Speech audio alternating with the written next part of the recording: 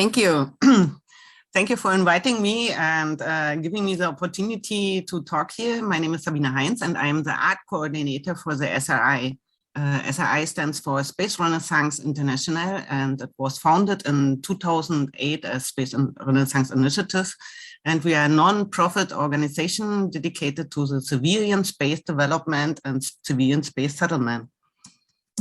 I'm really happy that art has found its way into the society and lately to other space-related societies too. And I think that we can inspire each other in different ways. Why art and space? If you think artists are useless, try to spend your quarantine without music, books, poems, movies, paintings, and games. Art is very diverse and we encounter it in the most varied levels of everyday life, just like science and politics. Even if people are not interested in it, they are nonetheless constantly subject to its influence. On the artistic level, it is mainly design, music, movie, games, dance, theater, and literature. And just right now, a Russian film crew has returned from space after 12 days. This is a first in the history of space travel. In the field of science, it is many things that we use today as matter of course, such as the internet or the smartphone, to name just two examples. But not only the media such as radio and television, also many other everyday products that we use every day as a result of decades of research and their technical implementation. We take things for granted today that our grandparents didn't even think could ever exist. Or take medicine. Many diseases are curable today thanks to science and research. In politics, the impact on all of us is particularly severe. Political decisions or laws that are passed affect very directly their everyday life and the life of every single person. The coronavirus has changed our organizational structures worldwide. That also has positive aspects. New technologies have received a boost out of the need to maintain communication structures. This can also be an opportunity. Digitization has entered the world in a new dimension. Elements will find their way into art, be it as artificial intelligence, which is already taking place, or in 3D printing, video technology, or other electronic forms. Entirely new art formats will emerge. The new technical possibilities that arise now also influence the content. That could become the art of man-venturing in space. What can art do that science cannot? The task of art has constantly changed and is constantly changing. Even the people of the Stone Age began to depict their environment in visual form. Here's a cave drawing with the image of the sun, but moon phase drawings were also found. These are the first evidence of scientific observation. The observation of the stars already played a major role among the indigenous peoples, partly for religious reasons, but above all because they were much more connected to nature than we are today. For example, when the seasons change or the harvest and as an orientation. The church later used painting to tell the story of the Bible to people who could largely not read or write. The rulers used art to have themselves represented or to decorate their houses with art and to display their wheels. In art, one is free and not bound to the exactness of science. The artist can use imagination and emotional means to express scientific ideas, hypotheses, and content without having to follow the strict rules of scientific probability, and this makes them understandable in a different way. But not only that, it can be way ahead of its time. Leonardo da Vinci, for example, with his flying machines, Chesley Bonster with his visionary drawings, and not to forget science fiction literature. This drawing is not from Chesley Bonster, it's from David Ahari.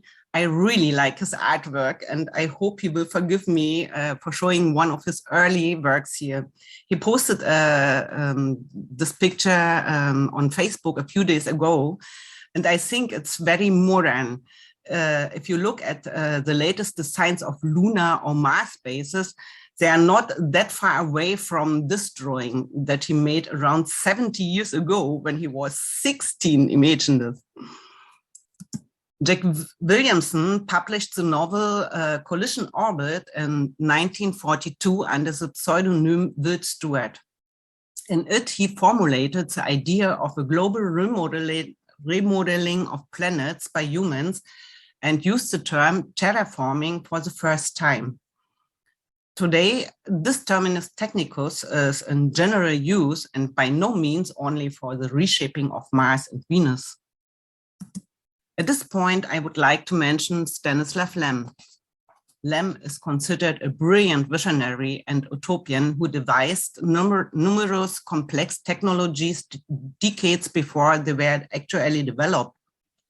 As early as the 1960s and 1970s, he wrote on topics such as nanotechnology, neural network, and virtual reality. A recurring topic are philosophical and ethical aspects and problems of technical developments, such as artificial intelligence, human-like robots, or genetic engineering. In many of his works, he used satire and humorous means, often clandestinely exposing human superiority based on belief in technology and science as hubris. Another example of the visionary power of artistic vision is given to us by Galileo Galilei with his drawings of the moon and the Sidereus Nuncius. Since he had an artistic training, he was able to recognize that the shadings on the surface of the moon were mountains and valleys. He perceived the contrast between light and dark as it were three-dimensional. Here, it was a fortunate coincidence that the scientific genius was joined by artistic education and talent. This contrasts with the drawings by Schiaparelli, who saw channels in the surface structures of Mars. This has long been considered the official theory and fueled the idea of life on Mars.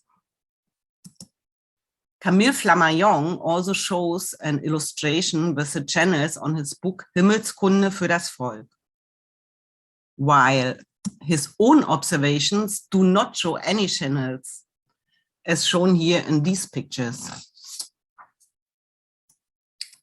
Not to forget Johannes Kepler.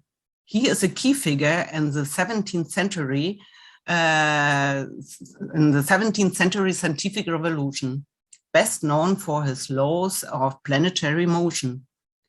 And he was probably the first science fiction author with his Somnium and his description from a trip to the moon. In the Renaissance, many scientists were also artists. They were polymaths. Nowadays, the branches of science are so specialized that there are hardly any polymaths left. We want to think outside the box again and draw the link between art and science. I know nothing with any certainty, but the sight of the stars makes me dream. Vincent van Gogh. It is a dream of mankind to fly, to go to universe and to settlement on space. There are models and studies, but apart from the ISS and its predecessors, living in space has so far remained wishful thinking. Recently, however, attempts to do so have become more and more concrete, not least thanks to advances in space technology. Living in space has so far been thought of in rather functional terms, with a few exceptions, even in science fiction. The environment is metallic, dark, oil drops through the picture, and somewhere Hans Rudolf Geiger's alien scurries through the corridors. An astronaut sitting comfortably on a sofa is almost nowhere to be found. Yet space pioneers were already thinking about how to make themselves as comfortable as possible, at least with the Soviets.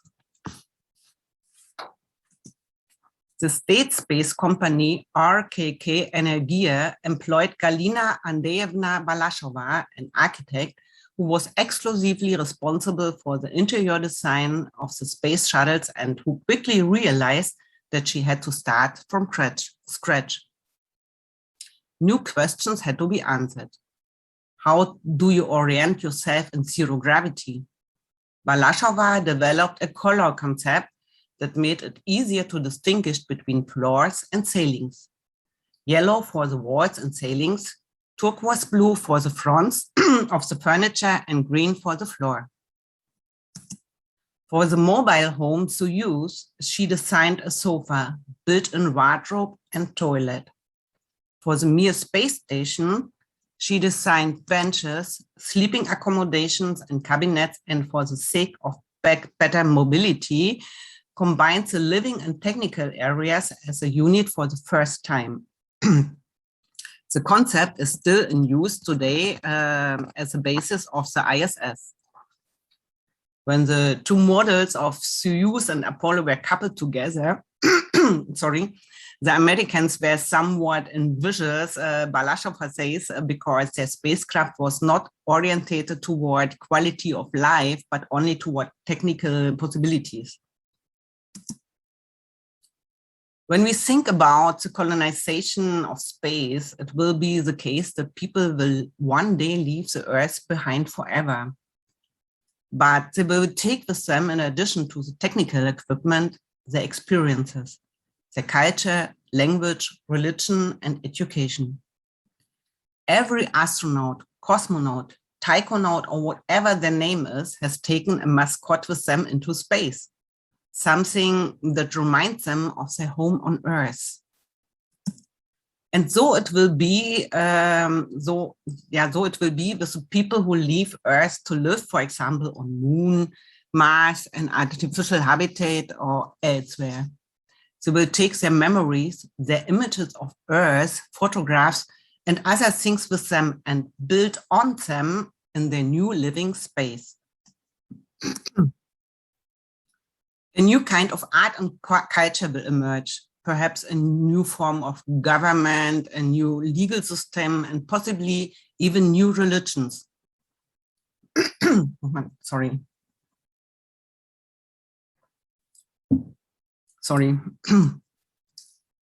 We live today in our Earth in a world of abundance, but the resources are limited, and the people who leave the Earth will not find most of it in their new world. They may become painfully aware of the transience, and then it is just nice that you have a landscape picture of the Earth with you. In my pictures created under the topic Art Meets Science, I try to combine scientific content with artistry, but also to use scientific processes in an artistical, effective manner. For this, I have employed different techniques. Lately, I have been focused more and more on the inclusion of fluorescent and phosphorescent colors. This gives me the opportunity to hide things in pictures that only become visible when the pictures are stimulated with UV light. There are two pictures in one, so to speak. Science and art are two different ways of approaching reality, and as an artist, you can depict things differently and make them visible. I can exaggerate things and therefore make them easier to understand, as, for example, in this picture, showing the surface of the moon. But if I stimulate the picture with UV light in the dark, these tardigrades appear, which are extremophiles able to live in extremely harsh environments. In April 2019, the Israeli space probe Bereshit crashed on the lunar surface. This ill-fated probe had thousands of tardigrades, each less than a millimeter in size, on board. Sometimes work of art say more about reality than science can, because aesthetics and emotions play a major role. Like in this picture, you can see a cosmonaut in space, but if I hit the picture with UV light in the dark, you may see the light pollution on Earth. Light pollution started out small when it was possible through the technical inventions to turn nights into days worldwide with enormous positive economic and social effects. But in the meantime, it has become a real problem because it has not only negatively influenced the biorhythm of humans, but also that of all other living beings. We sleep less, and in the cities, we hardly see the starry sky, let alone the Milky Way. For the science of astronomy, light pollution is a disaster. The ever-increasing amount of space junk is not only a threat of space travel, it also affects optical and radio astronomical research.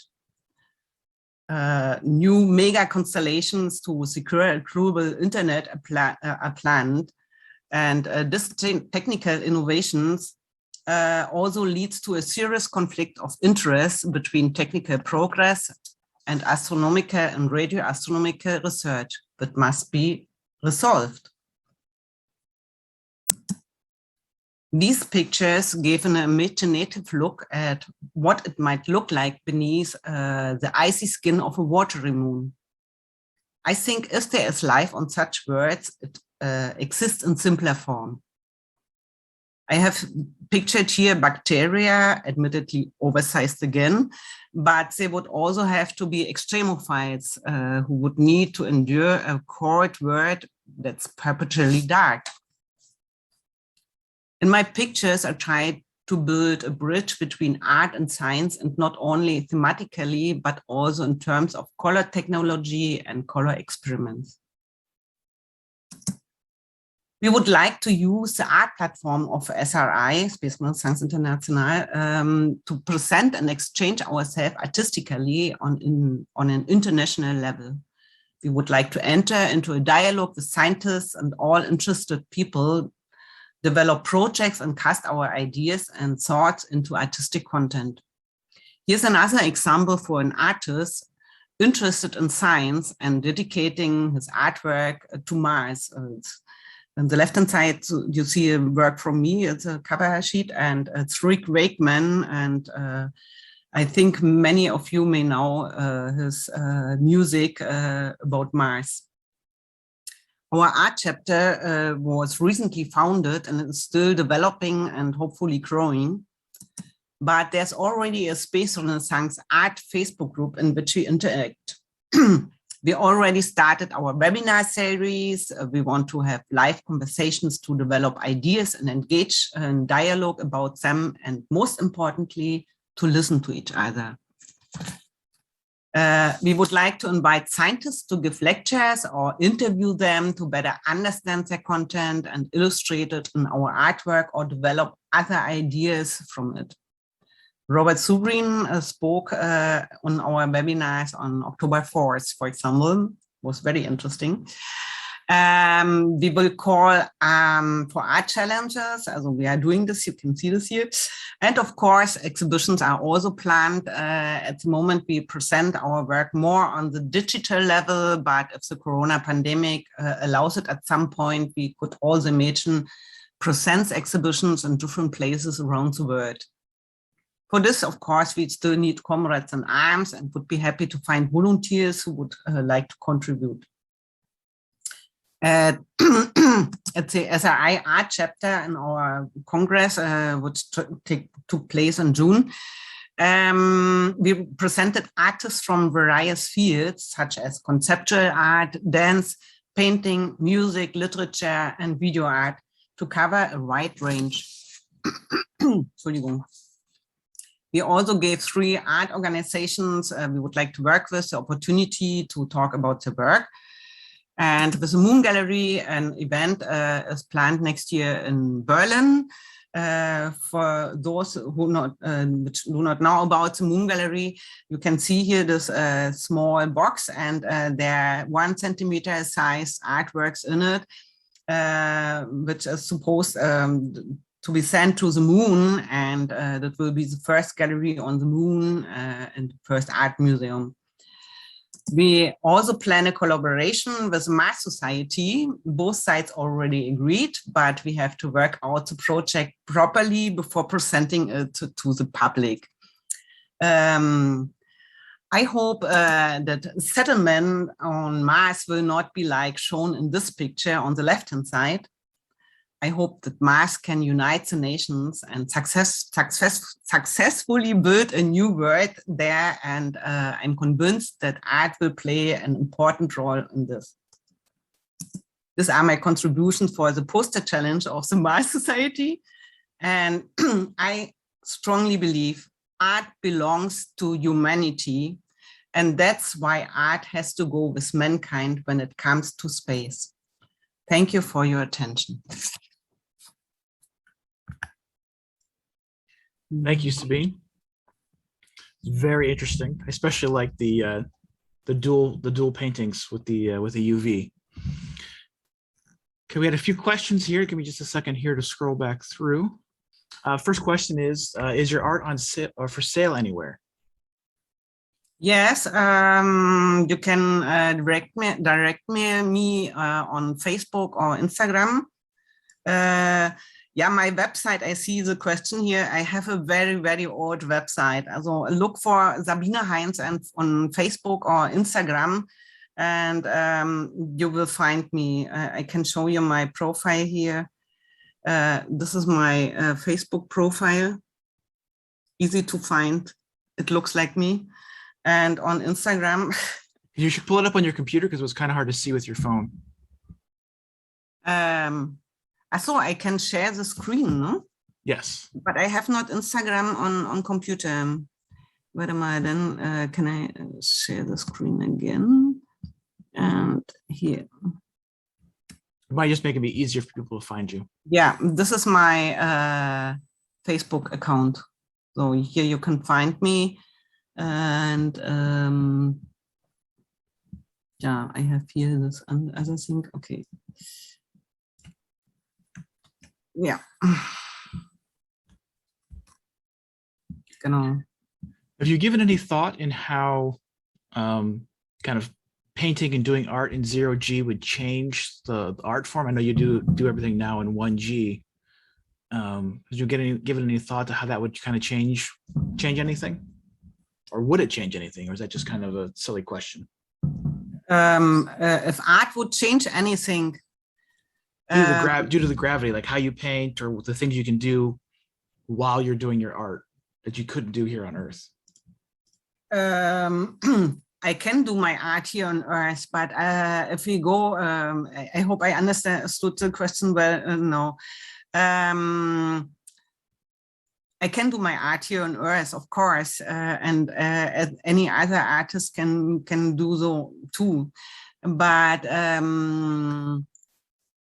as I said, if we go to settle in space, if it is Moon, Mars, or anywhere else, I think we cannot survive in an environment, in a cold, sterile, technical environment, and everyone feels it if something is more cozy, or if there are pictures on the wall, or if you have music, or art is so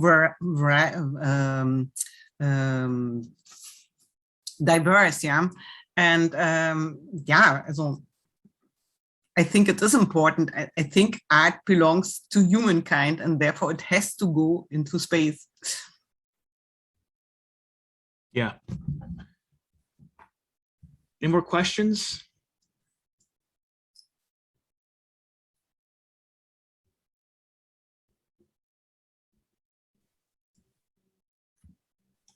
Do you have a website? I have a website. I can put it in the chat. But I have to say this website is very, very old, since 8 years or something like this. I had someone who did this page, and yeah, I'm looking for someone who is doing this again, because he gave up this work, and yeah, I have to look for someone who is doing this for me. Gotcha. Do you have any final comments or anything else you'd like to comment on in the last 3 minutes we have before we need to go to the next session? Oh, we have a question from AltSpace VR. Go ahead. Protected by law. Do you see laws needed to protect made in space? Yes, I think there will be a new kind of art because there are new words. And as I taught in my talk, that first people try to depict the environment, and then they will create something new out of this. And I'm quite sure, because there are new techniques, and maybe there are new materials. We don't know so far what can exist.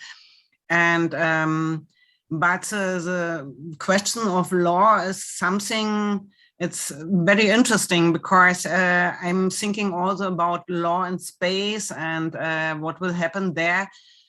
Yeah, I have to think about what will be with space artwork in space if it is protected by law. Yeah, interesting question. Yeah, made in space, yeah. Yeah, interesting, yeah. All right, well, that is all the time we have. Thank you very much for the presentation. And we'll go ahead and wrap things up so everybody can head to the next session. Thank you for joining me and for giving me the opportunity to present my artwork in our society here. And thank you for joining the session.